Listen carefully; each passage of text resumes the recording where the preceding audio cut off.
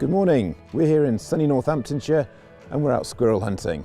Now this doesn't look like a late November day, beautiful bright sunshine, and it's actually caught me a little bit by surprise. Today I'm wearing my Deer Hunter Mouflon long winter jacket, expecting to be sat in the cold for a little while, but I don't think that's going to be the case today. The grey squirrel population in this area is exploding in recent years and really needs to be brought under control. It's a very important part of the woodland management programme here on the estate. So they've asked me to come along and see if we can make a dent in them. So we've got everything we need. We charged up the air cylinder, so we should have plenty of shots in there for the day.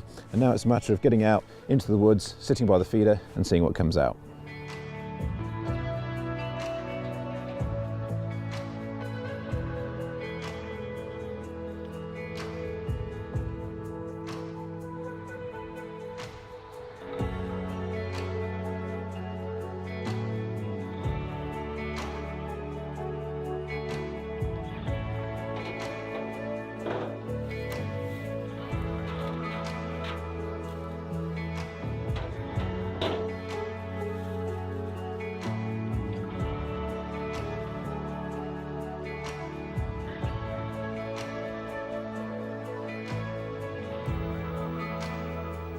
Now today I'll be using an AirArms S510 Ultimate Sporter. This is the high power version. I brought that today because I don't know the distances over which I'm going to be shooting.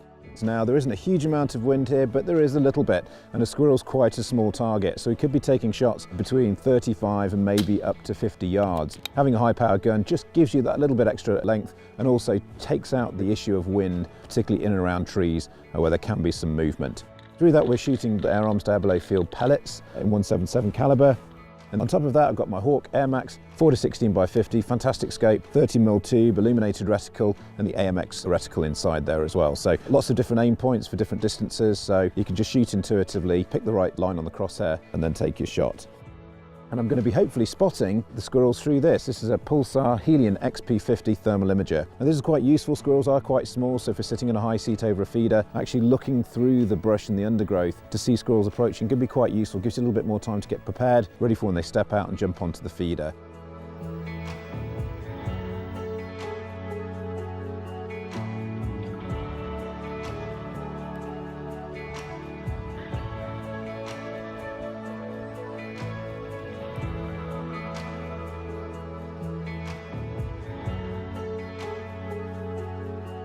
So it's been an interesting morning. We've been out here for a couple of hours. We've not seen anything from the high seat. We sat up there first off looking over one of my deer feeders that we've put out to concentrate the muntjac at this time of year. But the bush here is very, very thick. Now I've picked up a couple of squirrels on the thermal, but unfortunately because of the dense undergrowth, as soon as I was trying to look through the scope, they've disappeared. So in some ways it's a great tool, in other ways it can be slightly frustrating. But there's no point in sitting out here for too long. Clearly the squirrels are in on the bird feeders and we don't want to make too much noise and disturb the undergrowth here. There's still shoots here, and of course we want to come back next week for muntjac and don't really want to be pushing them around too far.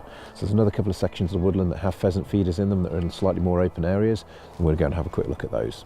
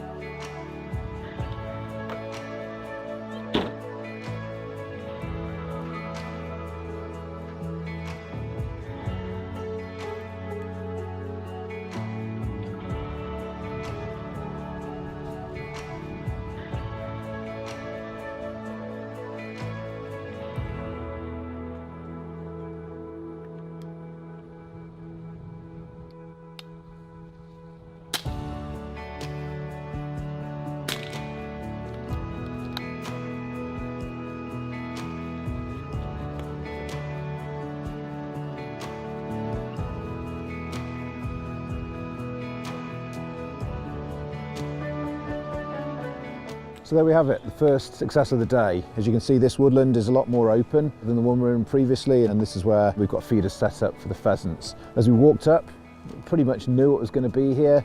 Big fat squirrel sat right on the top of this leg here on the feed bin. Only about a 25-yard shot, so bread and butter really for the Ultimate Sporter. Took the shot on that one, fell straight down.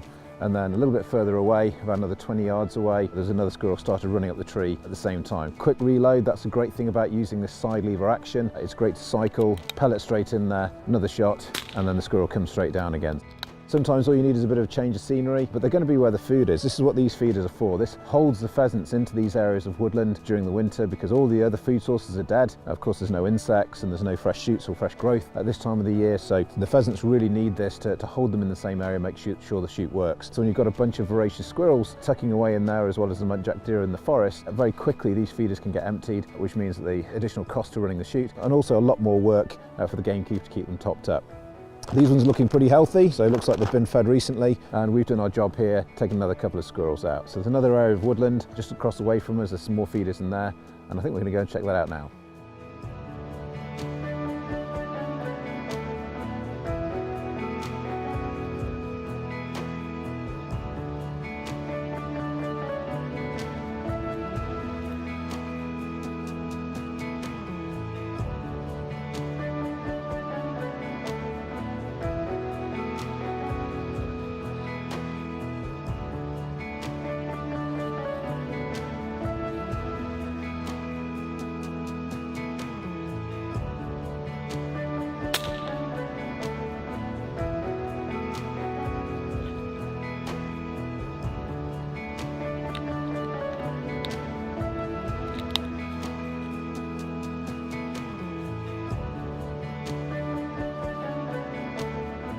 Perfect shot, perfect headshot.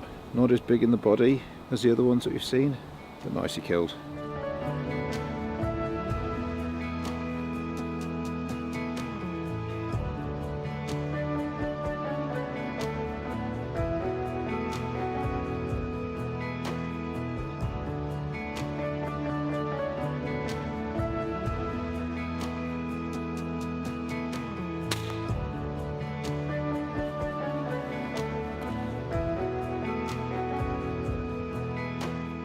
So what started out to be a reasonably quiet start is starting to accelerate into a pretty good day. That's number 4, as you've seen here, a perfect headshot. The S510 Ultimate Sporter is an incredibly accurate rifle. It's a tack driver really. A lot of the shots, the distance of the shots aren't too far, 30 to 40 yards. This was 40 yards, so pretty much bang on my zero. A couple of the earlier squirrels I had to aim a little bit low, about an inch low. They're about 25 to 30 yards. But as long as you know your aim points and you've got the markings in the scope so that you know where to aim for, then it's pretty straightforward. Now these ones here in this wood don't seem to be as big as the ones that we had in the far side. Maybe it's the quality of feeding, or maybe it's a little bit more sheltered. And there's quite a few more I've seen on the thermal in here. So of course we've got this one and that one when we first walked in the wood, but as you can see they seem to like it quite a lot in here. So we've got 4 down, sun's starting to go down in the sky. I've probably only got about another hour's worth of daylight before we need to pack up. So I think the best thing we can do now is there's a high seat over there that I use for the deer management here on the estate. It's a lot of muntjac deer. Go and sit in that. It's quite near a couple of feeders and see if anything comes out and gives us a shot a little bit later on. But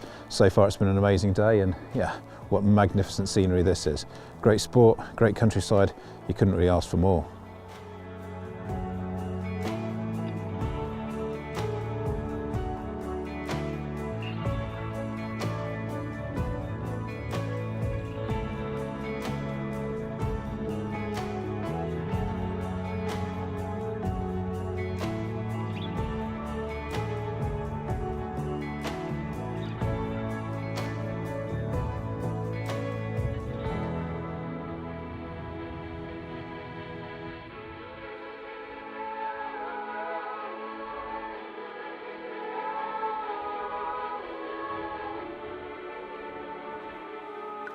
And so it's been a spectacular day, both in terms of the weather conditions and also a successful squirrel hunt. Now the AirArms S510 Ultimate Sporter is a very reliable, very accurate air rifle, so I knew I was going to get good performance from it. Same again with the AirMax 4-16x50 scope. It was one of Hawke's best, perfectly suited for small game hunting. But the real star of the show today, I have to say, has been this, the Pulsar Helion XP50. Thermal imaging really does take the guesswork and the energy out of spotting game. If it wasn't for the Helion, we certainly wouldn't have been able to shoot the last 2 squirrels in this wood here. Of course, the first 2, the large ones in the other wood, they were just sat on the feeders or on the trees next door, so they were pretty easy to spot. But as you're walking through, taking the time to scan the area with a thermal really helps to pick out the animals against the backdrop. The squirrel's fawn colouring fits really well against the trunks and the branches of the trees, and a couple of times as we'd spotted squirrels, squirrels. I'd look through the thermal, very clearly read, very clearly identifiable. Look through the scope and it just looked like a knot or a sticking out the top of the branch. So, without this,